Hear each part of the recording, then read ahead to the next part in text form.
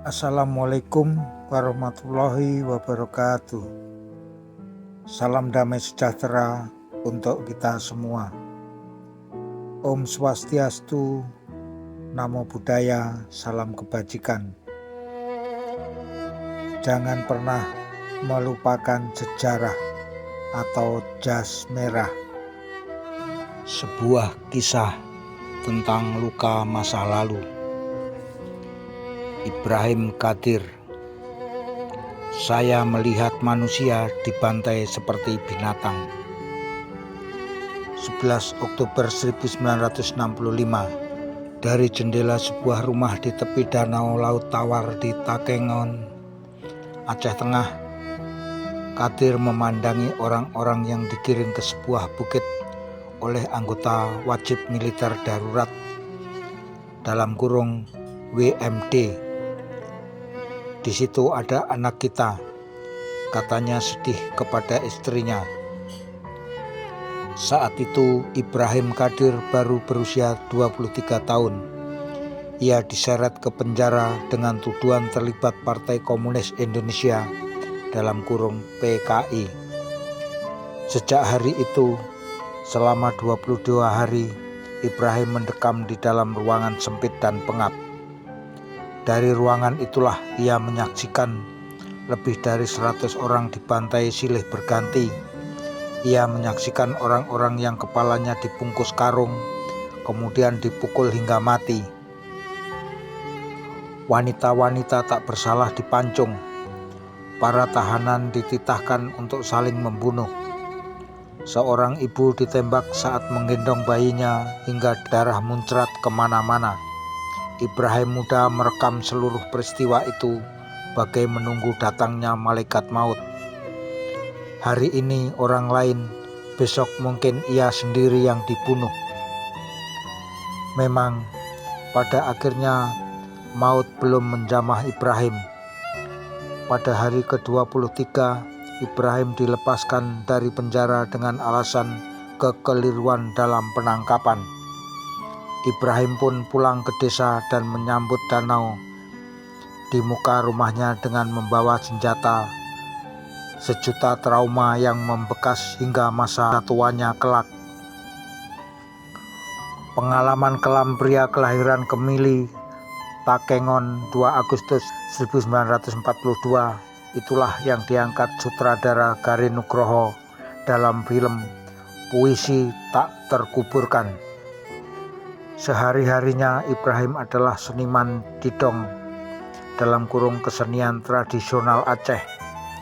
Ia banyak mengisi acara kesenian di desanya sampai ke daerah lain.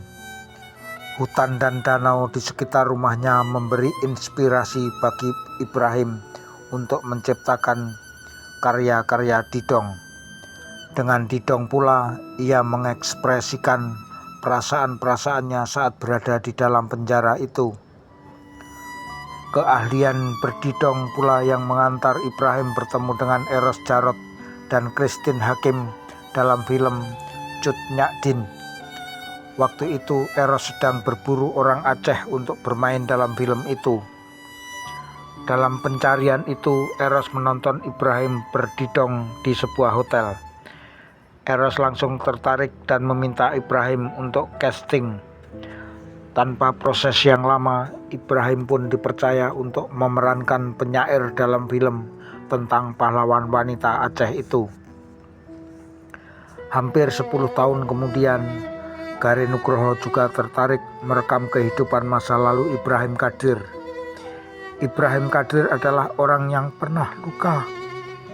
Ia berani membuka luka itu dan menjadi testimoni bagi dirinya, tutur Garin. Sutradara ini juga terkesan betapa Ibrahim tidak menyimpan kejadian itu sebagai dendam. Berbekal kesan pertama itulah Garin akhirnya memutuskan untuk mengangkat kisah Ibrahim ke layar lebar. Padahal waktu itu saya tidak tahu wajahnya, belum pernah wawancara dengan dia, kata Garin. Ketika akhirnya bertemu dengan Ibrahim, Garin makin yakin pihaknya tidak salah. Garin semakin kagum ketika menemukan bahwa Ibrahim mampu mengekspresikan perasaan traumatisnya itu menjadi karya seni, bukan dendam. Tentu saja tidaklah mudah meminta seorang yang traumatis untuk menceritakan kembali peristiwa kelam yang menimpanya itu. Suatu ketika di sebuah mal di Bandung, seorang wanita muda lari ketakutan saat Ibrahim berteriak dan menunjuk-nunjuk. Itu mata yang dulu dipancung. Pernah juga terjadi saat sedang membaca naskah, tiba-tiba saja ia berteriak-teriak dan menangis. Semua pemain bingung. Garin mengakui sangat sulit menghadapi seseorang yang penuh trauma. Namun bagaimanapun, karena Ibrahim Kadir adalah seniman besar, salah satu penyair balada terbaik Aceh, sekaligus orang yang mengalami trauma, kesulitan-kesulitan kecil itu dihadapi kru film Garin, Berliana Fibrianti, yang menjadi wanita dapur muda dalam puisi Tak Terkuburkan, mengaku pada mulanya ia takut melihat sosok Ibrahim. Pertama kali berkenalan, Ibrahim langsung menarik tangan Berliana. Sambil menangis terseduh-seduh, Ibrahim menyatakan, "Saya tidak mau mulai, tidak mau. Ini dia orang yang dulu dipancung." Pernah juga Ibrahim memarahi seorang juru kamera, "Kamu belum tahu rasanya mau mati ya." Tingkah pola Ibrahim selama syuting memang serba tak terduga. Kalau kita tidak tahu siapa dia, kita bisa kaget, kata El Manik, salah satu rekan mainnya di film ini. Kejadian 35 tahun silam itu memang menimbulkan trauma mendalam. Namun dengan arifnya, Ibrahim tidak menceritakannya dengan dendam. Ia memilih untuk menuturkan rekaman peristiwa kelam itu dalam bentuk kesenian. Salah satunya adalah puisi sebuku dalam bahasa Indonesia berarti ratapan, yang diciptakannya di dalam sel ketika merasa tengah berhadapan dengan kematian. Untuk mengingatkan semua orang, katanya, untuk menggali pengalamannya di masa lalu, Tempo menemui Ibrahim di rumah sederhananya di tepi Danau Laut Tawar, Aceh Tengah. Petikannya, apa sebenarnya yang terjadi pada tahun 1965? Saya kira rakyat dan WMD tidak mau membunuh sesamanya. Kejadian ini erat kaitannya dengan perintah dari Pangdam Letnan Jenderal Ishak Juarsah. Siapa yang tidak mau membunuh PKI, dialah yang akan dihabisi. Lalu mereka ramai-ramai melakukan pembunuhan tanpa memeriksa dan menanyai siapa yang PKI dan siapa yang bukan. Malah di sini ada sekelompok orang Jawa yang membentuk grup Persatuan Ketoprak Ishak atau disingkat PKI, karena singkatan yang sama dengan Partai Komunis Indonesia itu. Mereka semua dibantai. Saya dilepas ketika pembantaian terhadap gadis itu selesai dilakukan. Saya dipanggil dan dibawa ke pos polisi militer. Komandannya Letnan Linggo bilang, "Bapak bebas, Bapak enggak bersalah." Saya langsung protes. Saya bilang, dulu saya ditangkap tanpa diperiksa.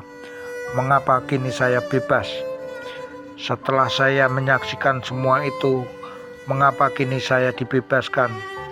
Dalam kurung Ibrahim berteriak-teriak. Semua peristiwa itu kembali terulang sekarang. Malah lebih dahsyat lagi. Saya heran kok tidak ada perkembangan dalam cara dan alat penyiksaan. Sangat ortodoks, tidak ada kemajuan peradaban, malah saya lihat lebih kanibal. Apa yang Anda alami selama di penjara? Setiap hari saya menyaksikan lebih dari 100 orang dibantai silih berganti. Selama 22 hari saya di penjara. Saya melihat manusia dibantai seperti binatang.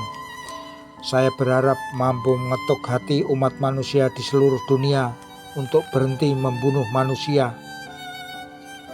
Bagaimana pengalaman Anda ketika ditangkap? Pahit sekali. Saya diambil kira-kira pukul 12 siang. Datang orang-orang wajib militer darurat (WMD) di sekolah. Saya lalu dibawa ke penjara. Sesampai di sana, saya melihat sejumlah orang sudah dikumpulkan. Bulu kuduk saya merinding. Saya dimasukkan ke kamar 7 nomor urut 25.